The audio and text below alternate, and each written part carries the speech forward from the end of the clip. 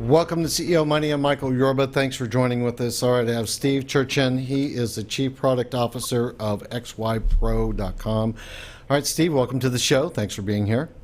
Thank you, Michael. Thanks for, I'm glad to be here. Give us some background on you, your company, and I want to dive into what makes XYPRO stand out among security companies. Sure. So XYPRO has been in business for over 35 years. We're specialized in HPE NonStop security and recently more in cybersecurity, intelligence, and analytics. A lot of our customers are large telecoms, financial institutions, global Fortune 500 companies.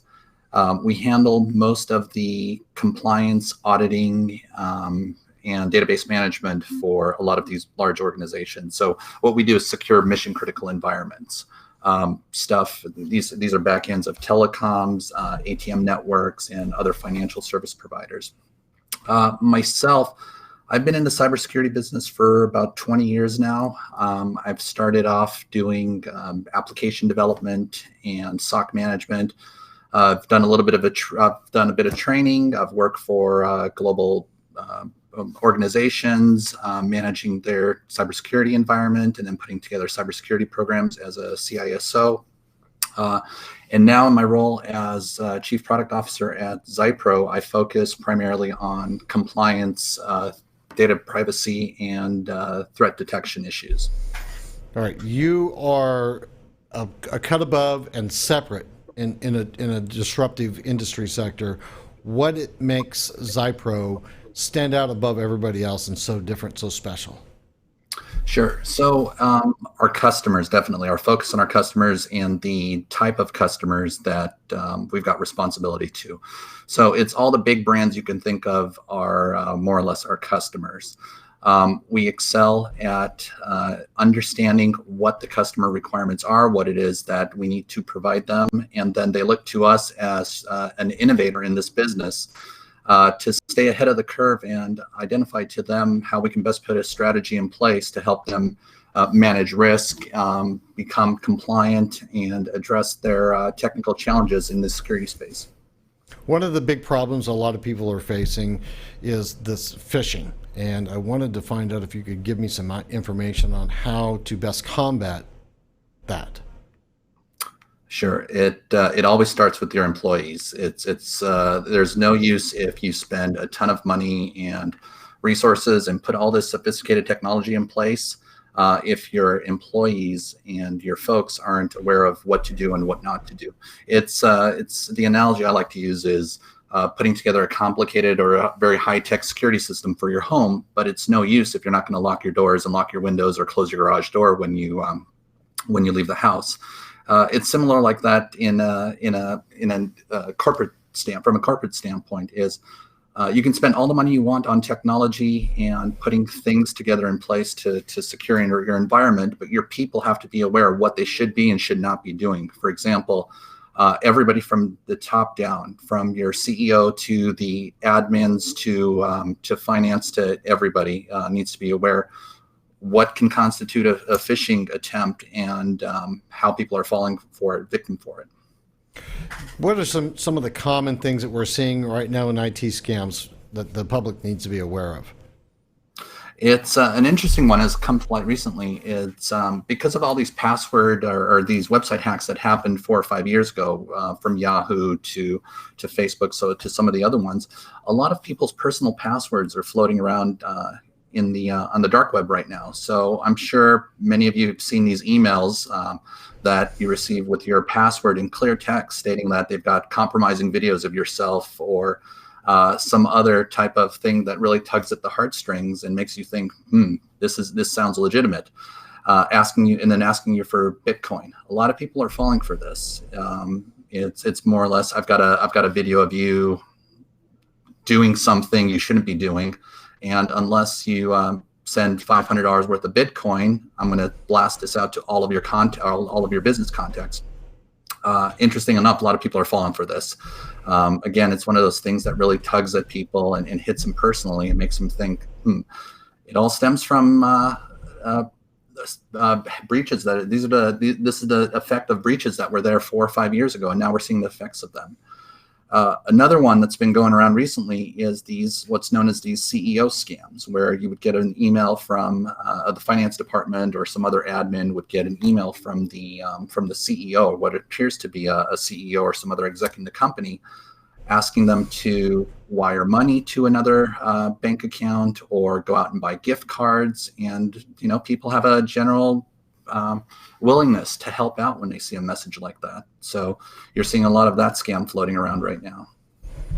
What is XYPRO doing right now to prevent, with your clients, prevent these pervasive, invasive scams and hacks? Because I mean, I'll give you an example. I was a victim of this too, so it's a kind of a personal matter for me. And on an Apple iPhone, normally you have 1,000 people that you can hold into your address book. Somebody hit me and I got 23,000 people in my address book.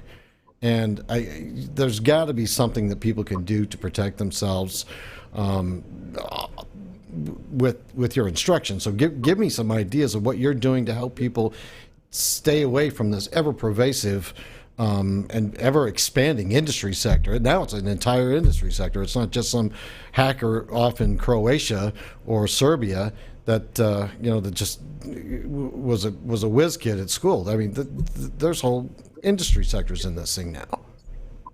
Oh yeah, they're very organized when it comes to this stuff. And they're all reaping the benefits from it. And it's a numbers game, really. If you blast this out to 1,000 people, and even 1% of it bite, or 1% of them bite, you're doing pretty well. Right.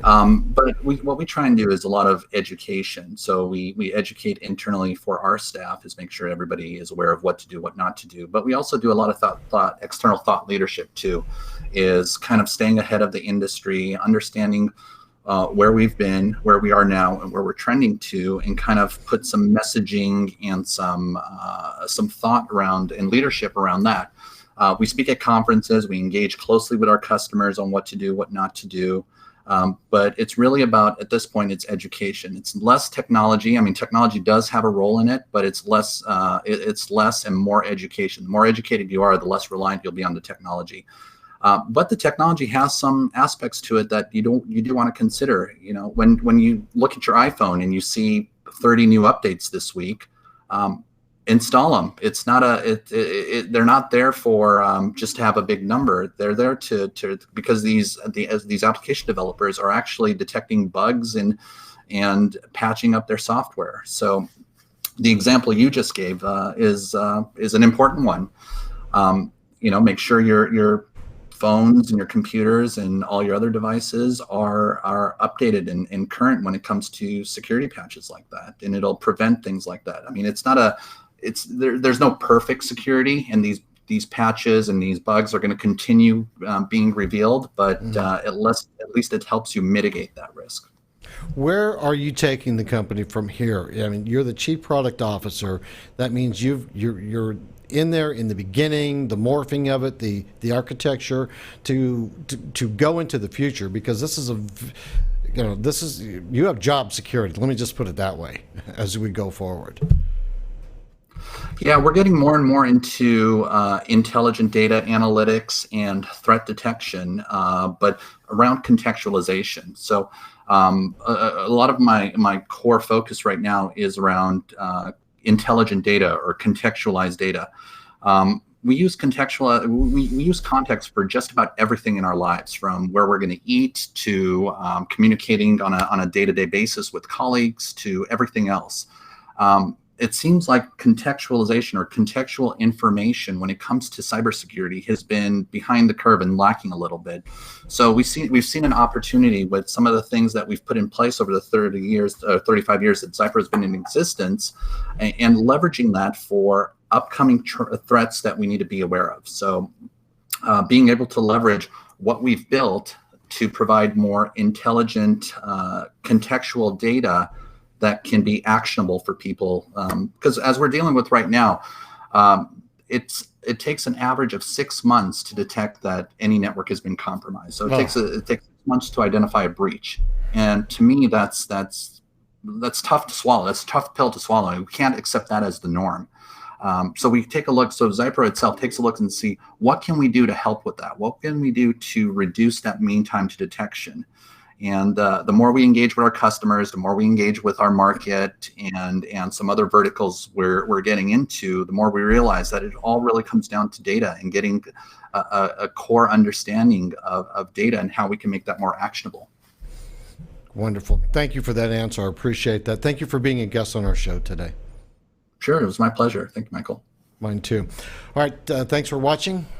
Don't forget, like us on Facebook, follow us on Twitter, and subscribe to our YouTube channel.